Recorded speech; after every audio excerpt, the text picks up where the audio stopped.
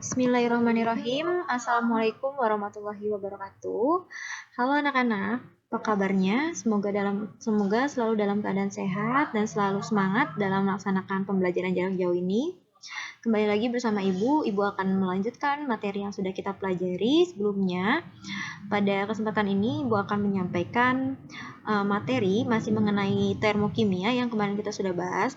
Namun di sini Ibu akan bahas tentang macam-macam perubahan entalpi. Ya, jadi masih ada kaitannya dengan termokimia. Nah, subbab macam-macam perubahan entalpi. Sebelum kita mulai, alangkah lebih baiknya kalian kita untuk berdoa terlebih dahulu sebelum melaksanakan pembelajaran. Berdoa dimulai.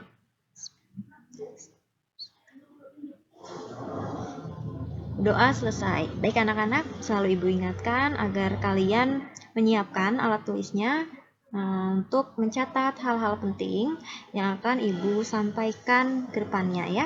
Baik, langsung saja kita mulai pembelajarannya mengenai macam-macam perubahan entalpi. Ya, perubahan entalpi standar ya. Perubahan entalpi. Kalau kemarin kita sudah paham ya bahwa entalpi itu sukar untuk dihitung. Yang bisa itu dihitung adalah perubahan entalpi. Nah, perubahan entalpi standar itu artinya perubahan entalpi yang diukur pada keadaan standar ya.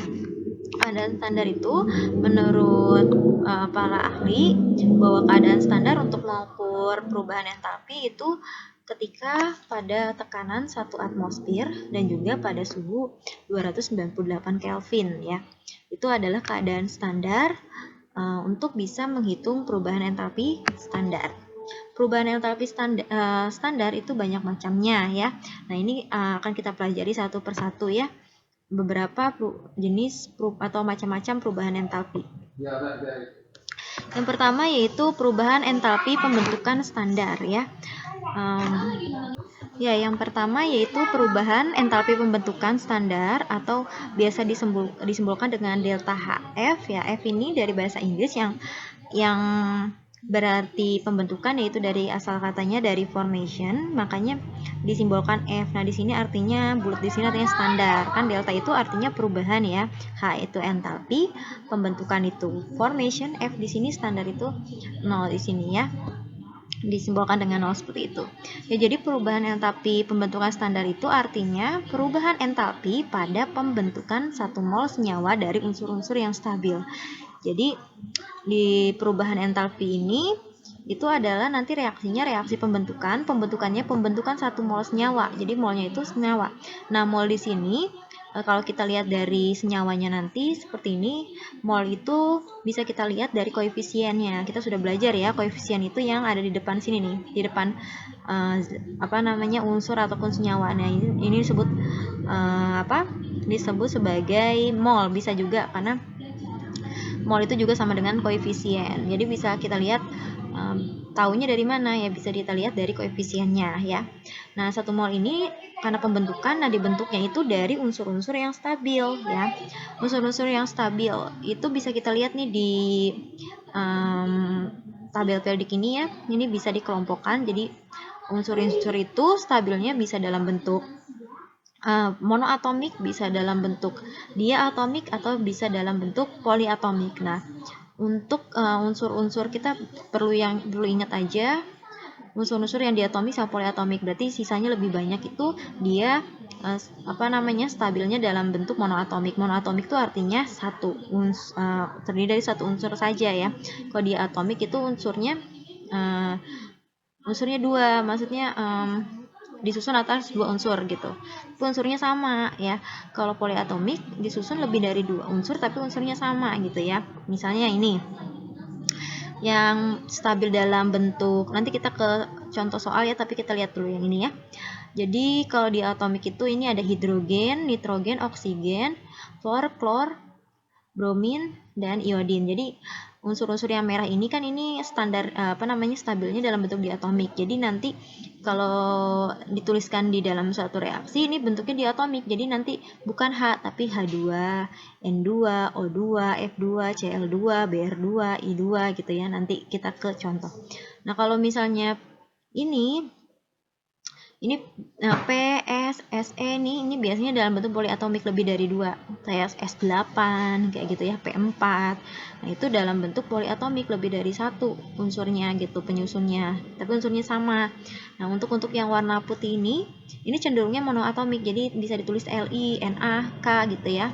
Kita ke contoh aja. Jadi untuk perubahan entalpi standar ini adalah pembentukan 1 mol. Nah, untuk di sini contohnya misalnya perubahan entalpi standar pembentukan 1 mol H2O cair dari gas H2 dan O2 adalah minus 285,9 kJ per mol.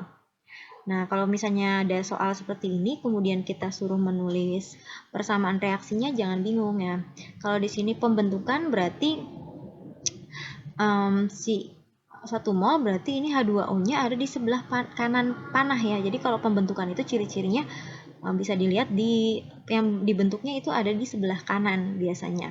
Dan dia biasanya pembentukan itu dia senyawanya sendiri, tidak ada senyawa lain yang menyertainya. Atau biasa juga dia ada di sebelah kanan karena kan pembentukan itu artinya terjadi menjadi produk ya, itu artinya pembentukan. Dan di sini disuruh menulis pembentukan 1 mol H2O cair. Nah, cair itu kalian pasti masih ingat ya, pelajaran kelas 10 cair itu kita simbolkan L, ini L kecil. Liquid artinya kan. Jadi kalau 1 mol berarti ini sininya 1 ya. Kemudian nah, biasanya soalnya itu biasanya cuma gini aja. Pembentukan 1, tuliskan pembentukan 1 mol H2O. Nah, kita bisa tahu H2O ini dibentuk dari unsur apa saja. Kita lihat unsurnya. Di sini kan ada H, ada O ya. Berarti terdiri dari H dan O. H, lihat di sini H tadi kan disusun atas unsur yang stabil. Nah, ini kan pembentukan H2O, berarti ada H, ada O. Nah, hidrogen stabilnya dalam bentuk apa?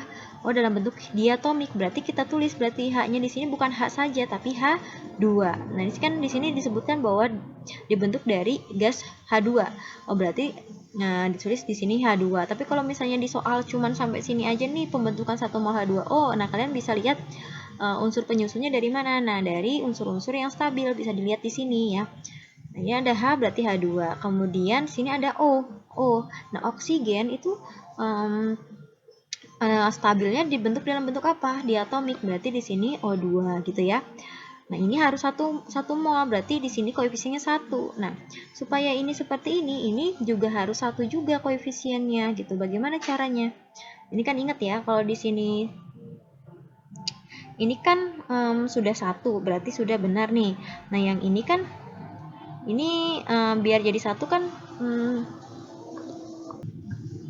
nah, ini tinggal menyesuaikan dengan jumlah yang ini. H-nya kan di sini kan diproduk kan hanya 2, O-nya 1. Ya, di sini juga harus sama dengan jumlah yang di sini yang diproduk ya kan. Nah, ini berapa nih? Hanya ada 2. Oke, udah benar. Berarti sini koefisiennya tetap. Nah, ini O-nya 2. Berarti untuk biar jadi 1 gimana? 2 dikali berapa biar hasilnya O-nya 1 di sebelah kanan sini? Ya, berarti dikali setengah. Paham ya? Jadi kan 2 dikali setengah kan 1, makanya O-nya juga ada 1, kayak gitu. Paham? Paham ya, gampang ya. Nah, ini disebutkan biasanya di soal juga bisa disebutkan dengan melepas, misalnya melepas atau menyerap. Nah, kalau dia simbolnya negatif seperti ini artinya menyerap 285,9 kJ per mol. Jadi bisa dibaca gini ya. Reaksi pembentukan H2O dari gas H2 dan O2 dengan menyerap 285,9 kJ per mol gitu ya.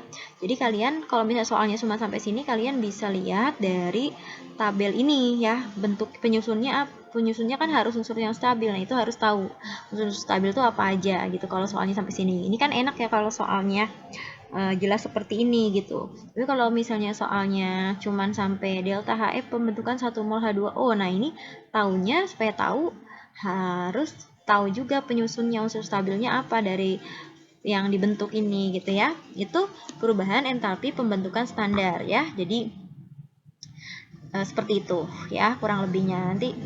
Nanti latihan lagi nanti akan lebih paham lagi ya. Kemudian kita masuk ke perubahan entalpi penguraian standar.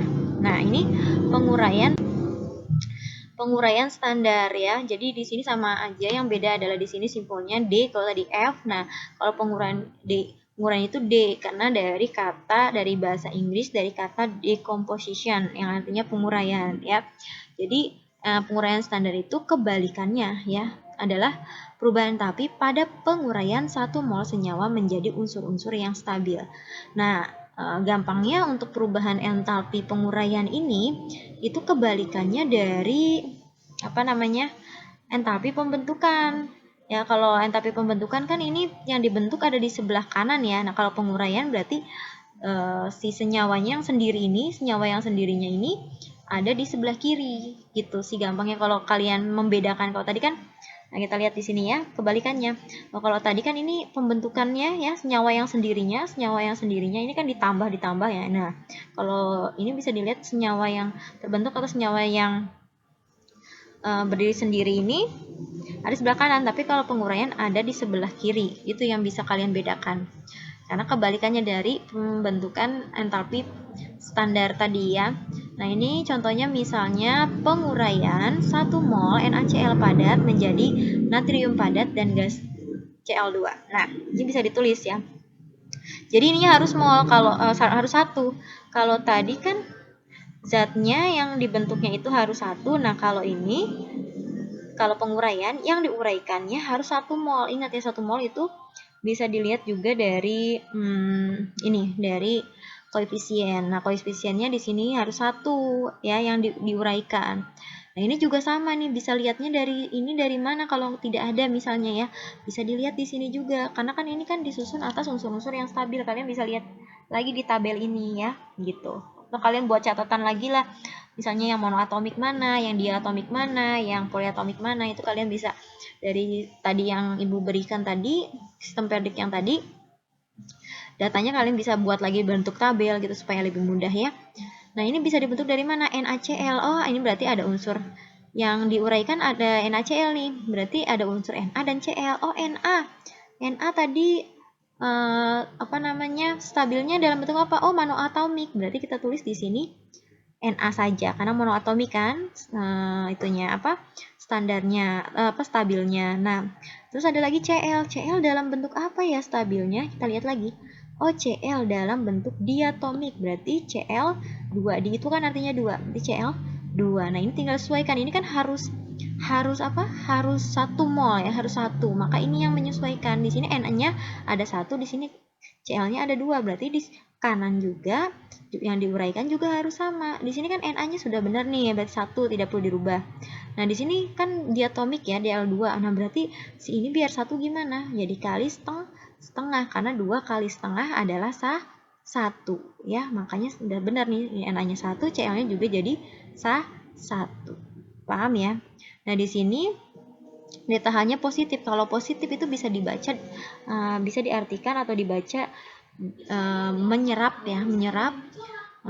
kalor 176,6 kJ per mol gitu ya. Jadi gitu. Itulah bedanya perubahan entalpi penguraian dan pembentukan. Jadi kebalikannya gitu ya. Jadi jangan lupa kalau di pembentukan itu senyawanya itu ada di sebelah kanan. Kalau penguraian ini yang senyawa sendirinya ini ada di sebelah kiri gitu. Ya, dan itu harus sama-sama mol. Jadi yang lainnya menyesuaikan dengan yang ini gitu ya. Mau dikali 3/2 atau dikali 7/2 atau dikali 2, yang penting bisa sama nih jumlah atomnya yang di kiri dan di kanan gitu ya. Dan ini nggak boleh dirubah-rubah, ini jadi 2, ini nggak boleh dirubah ya. Ini harus 1 mol. Nah, keadaan standarnya tadi ya. Itu perubahan entalpi penguraian ya. Kemudian selanjutnya perubahan entalpi ya, selanjutnya yaitu perubahan entalpi pembakaran standar ya. Di sini kalau pembakaran standar itu delta H-nya delta HC. C-nya itu dari kata combustion yang artinya pembakaran ya.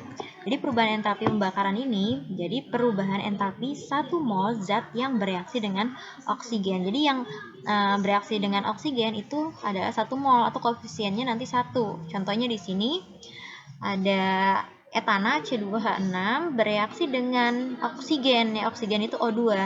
Nah, tadi ingat apa? Perubahan entalpi standar adalah senyawa atau zat yang bereaksi dengan oksigen itu harus 1 mol, berarti ini harus 1 gitu ya. Nah, biasanya kalau reaksi hidro ini kan hidrokarbon kan, tanah itu kan hidrokarbon. Kalau hidrokarbon bereaksi dengan oksigen itu kalau ini kan artinya reaksinya pembakaran sempurna ya. Itu akan selalu menghasilkan CO2 dan H2O ya, karbon dioksida dan uap air ya biasanya. Nah, ini ingat ya, jadi di sininya itu harus 1. Nah, ini nggak boleh dirubah, ini nggak bisa jadi 3, jangan jadi 2, yang harus menyesuaikan yang lainnya. Yang ini tetap 1. Misalnya ini kan C2H6. Nah, ya kan? Berarti di sini C-nya ada 2, H-nya ada 6, di sini O-nya juga menyesuaikan supaya sama dengan yang ini. Ini kan CO2, berarti C-nya kan di sini harus ada 2, berarti di sini nanti ada dikali 2 ya kan? Udah belajar nih, jadi harus tahu ya persamaan reaksinya. C di sini harus 2, garisnya juga 2, H-nya di sini 6 nih. Oh, biar 6 gimana? Oh, berarti kan ini H2O, berarti di sini dikali 3. O-nya jadi berapa nih? O-nya kita jumlahin. O-nya di sini jadi 2 kali 2 4. Terus ditambah 3 kali 1, 3. Berarti 4 ditambah 3, O-nya jadi ada 7. Nah, ini berarti oksigennya menyesuaikan supaya nilainya 7 gimana? Oh, berarti dikali 7/2 ya.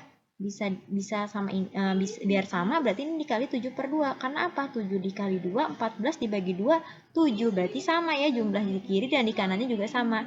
C-nya jumlahnya sama ada 2, H-nya jumlahnya sama juga di sini ada 6, O-nya juga sama di sini dan di kiri dan di kanan panah itu sama jumlahnya ada 7. Jadi ini bisa dibaca sebagai gini ya, kalau dibaca bisa seperti ini. Jadi pembakaran oksigen itu udah bisa dibaca pembakaran gas etana menghasilkan gas karbon dioksida dan uap air. Biasanya kan uap air itu kalau gas dalam bentuk gas ini dibacanya uap air ya. Ya kan dalam bentuk uap air atau gas H2O atau ya biasanya seringnya sih dibaca dengan uap air. Dengan melepaskan 2803 kilojoule gitu ya. Itu reaksi pembakaran standar gitu. Jadi ingat-ingat ya. Jadi zat yang bereaksi dengan oksigen atau pokoknya zat yang mengalami pembakaran, berarti bereaksi dengan oksigen itu koefisiennya atau molnya sama dengan 1 ya. Yang lainnya tinggal menyesuaikan jumlahnya pada jumlah atomnya pada reaksi yang sebelah kiri ini dan produknya harus sama jumlah atomnya gitu ya. Itu perubahan entalpi pembakaran. Banyak sekali. Nah, ini tadi ini contoh-contoh yang lainnya ya, kalian bisa lihat contoh-contoh yang lainnya. Ada standar pembentukan, pembakaran, penguraian, ada juga perubahan entalpi netralisasi ya. Itu disimbolkan dengan delta Hn. Ini ada banyak banget, tapi yang seringnya yang tadi ada. Yang sering ada di soal biasanya pembakaran, pembentukan, penguraian, tapi banyak banget ya. Ini Bu akan jelaskan lah sekilas saja sebenarnya ya. Perubahan entalpi netralisasi standar itu disimbolkan dengan delta Hn. Nah, biasanya kalau reaksi netralisasi, mungkin kalian belum belajar itu asam, basa ya. Nah, kalau netralisasi itu biasanya reaksi antara asam dan basa ya. Asam dan basa itu kalau bereaksi itu biasanya jadinya netral gitu ya. Makanya disebut reaksi reaksi netralisasi. Jadi ciri khasnya ada reaksi antara asam dan basa atau basa dan asam sama aja. Basa dan asam dan basa itu akan mengalami terjadi netralisasi. Nah, di sini contohnya larutan, aqueous itu kan artinya bacanya larutan. Ini udah kan sudah dipelajari, jadi kalian pasti harus ingat-ingat lagi nih. Berarti ini kan reaksi larutan NaOH dengan larutan HCl menghasilkan atau asam klorida menghasilkan larutan natrium klorida dan air gitu ya. Ini dengan melepas, ingat ya kalau negatif melepas, kalau positif menyerap. Melepas 890,4 kilojoule per mol ya, gitu delta H-nya. Gitu ya. Ini ada lagi banyak banget ya. Perubahan entalpi standar lainnya ada perubahan entalpi penguapan ya, atau delta H. Ya, jadi kalau penguapan itu delta H VAP ya, atau dari kata evaporation ya, artinya penguapan. Jadi cirinya tadi kalau menguap itu kan biasanya apa? Dari cair menjadi gas. Nah, itu cirinya. Jadi zatnya sama, cuman fasanya saja yang berbeda. Kalau kita lihat dari persamaan reaksinya kita bisa tahu. Misalnya ini ada reaksi seperti ini artinya apa? Oh, reaksi penguapan karena perubahan fasanya dari cair menjadi gas. Itu artinya kan menguap. Yang menguap itu kan dari cair menjadi gas. Nah, biasanya ini juga nih koefisiennya 1 ya, 1 mol artinya juga karena perubahan entalpi standar. Jadi biasanya 1 mol. Nah, ini artinya bisa kita baca sebagai air menguap, air reaksi penguapan air itu menyerap. Ini artinya kan positif itu menyerap 44 kilojoule per mol kalornya ya. Gitu. Ada juga yang lainnya yang selanjutnya perubahan entalpi peleburan standar atau delta H fus ya. Nah, ini kalau melebur itu kan atau meleleh atau melebur ya biasanya. Berarti kan peleburan atau meleleh kayak gitu. Ini fasanya juga sama, yang membedakan fasanya itu ini kalau yang tadi liquid menjadi gas, nah kalau yang peleburan ini solid menjadi liquid ya, melebur artinya kan dari padat menjadi cair biasanya kayak gitu ya, menjadi lelehan seperti itu tuh melebur ya. Ini H2O menjadi H2O lelehan H2O ini dengan melepas kalor sebanyak 6,01 kJ per mol. Jadi bisa dibedakan dari ininya, fasanya bisa dilihat gitu. Terus ada lagi perubahan entalpi pelarutan standar atau delta H-sol ya. Jadi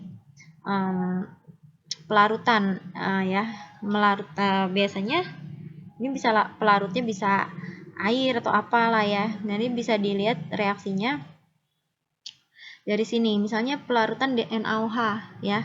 NaOH itu misalnya di sini padat menjadi cairan ya aqueous ya, atau larutan ya. Kalau larutan itu simbolnya biasanya ada muatannya positif atau muatannya negatif gitu ya. Jadi ini juga cirinya ada ion-ionnya, itu artinya kan dia adanya pelarutan. Jadi kalau suatu padatan yang dilarutkan akan berubah menjadi ion-ionnya karena bercampur dengan pelarutnya tadi. Bisa pelarutnya itu biasanya pelarut standar ya, pelarut universal yaitu air biasanya. Ini disimbolkan delta Sol itu sama dengan minus 6, jadi melepas ya, melepas kalor 6,01 kJ per mol. Nah, selanjutnya perubahan entalpi sublimasi, kayak kata sublimasi delta H sub ya. Sublimasi ya berarti dari padat menjadi gas. Ya sama kayak tadi, ini bisa dibedakan dari fasanya. Ini bisa bisa dilihat dari fasanya, yaitu perubahan dari solid menjadi gas ya. Ini dengan reaksi ini dengan melepas 50,01 kJ per mol gitu ya. Itu macam-macam dari perubahan entalpi. Jadi banyak sekali ya. Mungkin ini ada yang tidak disebutkan juga. Jadi kalian bisa cari lagi. Itulah, tapi yang biasa sering sih yang tadi sudah Ibu jelaskan secara rinci yang tadi ya. Itu kalian harus pahami ya, yang unsur-unsur yang stabilnya itu apa saja gitu ya. Bisalah gampang. Nah, membedakannya gimana itu biasanya sering ada di soal itu, yang mana yang termasuk ke dalam reaksi, misalnya reaksi pembentukan, mana yang termasuk reaksi pembakaran. Itu kan kalian bedakannya bisa kalian lihat tadi ciri-cirinya dari reaksinya, itu bisa dilihat dari situ. Terus misalnya pembakaran, pembakaran tuh ciri khasnya bereaksi dengan oksigen. Mana? Berarti kalau nanti di soal ada pilihan-pilihan reaksi berarti cari yang ada oksigennya, dan itu harus dalam 1 mol ya. mau itu reaksi pembakaran ya, pembakaran yang dibakar yang bereaksi dengan oksigennya itu harus 1 mol. Kemudian atau koefisiennya 1. Kemudian kalau penguraian berarti yang diuraikannya itu harus 1 mol atau 1 koefisiennya. Yang kemudian kalau yang pembentukan berarti yang dibentuknya juga harus 1 mol, seperti itu ya. Itu macam-macam perubahan entalpi standar ya. Ya, kita ini pengenalan saja, nanti Ibu akan bahas lebih lanjut di pertemuan yang selanjutnya. Kita sedikit-sedikit saja ke persamaan termokimia ya. Ini sama lah, persamaan kimia sama persamaan termokimia. Kalau ciri-cirinya dari persamaan termokimia itu ada yang namanya delta H gitu ya.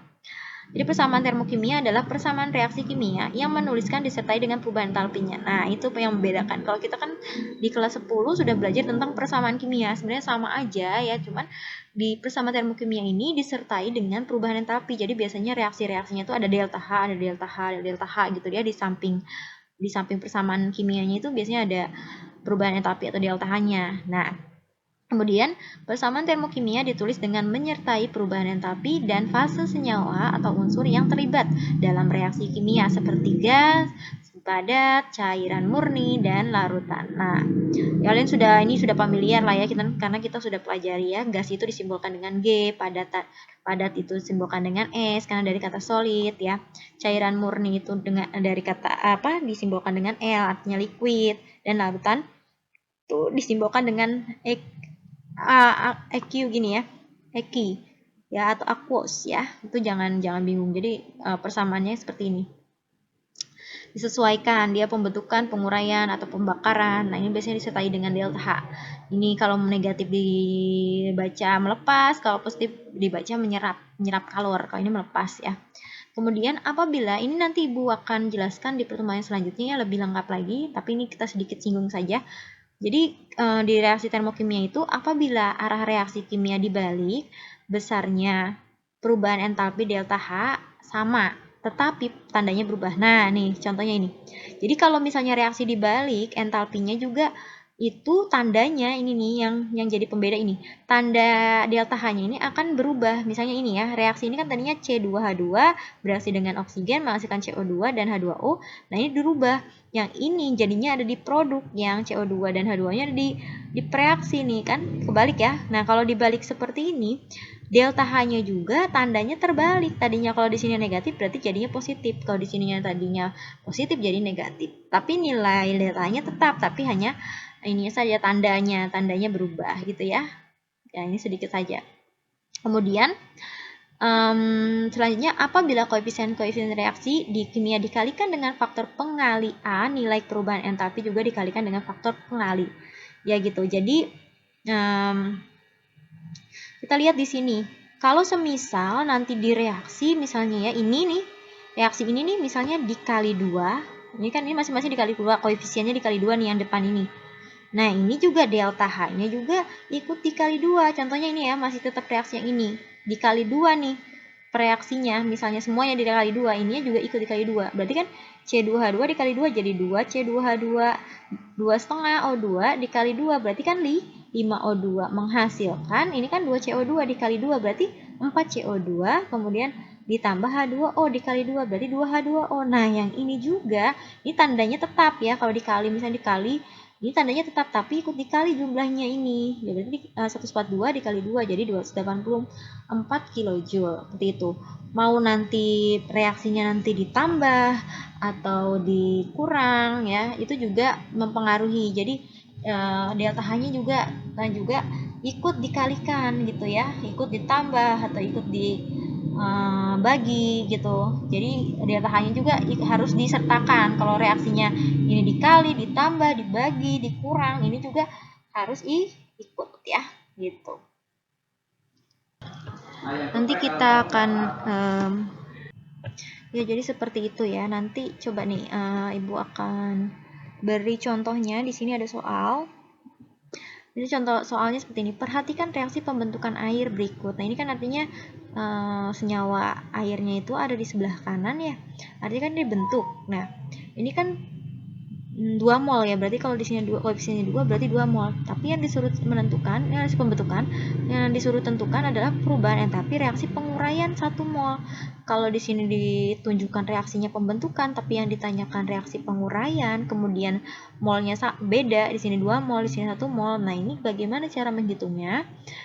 Karena di sini yang diketahui adalah reaksi pembentukan, yang pertama-tama harus dirubah adalah delta H-nya dulu ya. Kalau di sini kan pembentukan, sedangkan yang ditanya penguraian. Berarti apa tadi? Kalau ini kan berarti dibalik ya. Kalau berarti reaksinya dibalik kan? Reaksinya dibalik nih. H2O-nya berarti kalau penguraian jadi sebelah kiri kan? Ya, senyawanya berarti sebelah kiri. Berarti dibalik dong kalau penguraian. Ininya tandanya juga berarti delta H-nya juga berubah tandanya. Tadinya negatif menjadi positif ya. Nah, ini kan dibalik nih. Ini kan dibalik kan?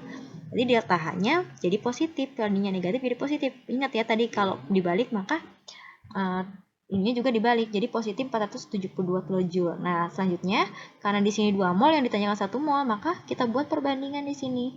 Berarti nanti jadi 1/2 ya kan? Nah, kalau 2 aja minus 472 gitu logikanya, kalau 1 kan berarti dibagi 2 ya. Di setengahnya ya, setengahnya dari delta H-nya sendiri yang posisi yang sudah dibalik ini tandanya. Ya berarti hasilnya setengah ini dikali positif 472 hasilnya jadi positif 236 kJ. Jadi dengan demikian penguraian 1 mol air memerlukan kalor sebesar 236 kJ. Jadi kalornya diserap sebanyak 236 kJ. Gitu ya, itu sedikit aja. Nanti kita bahas lebih lanjut bagaimana cara menghitung delta H itu sendiri ya, nanti yang kalau dikali 2 atau apa dibalik. Ini hanya sedikit saja supaya kalian paham ya. Oke, terima kasih. Mungkin cukup sekian yang bisa Ibu sampaikan. Jika ada pertanyaan silahkan tanyakan, bisa lewat WA, bisa lewat Google Classroom, bisa lewat YouTube ya. Mungkin terus yang bisa Ibu sampaikan, kurang lebihnya Ibu mohon maaf. Wabillahi taufiq wal hidayah. Assalamualaikum warahmatullahi wabarakatuh.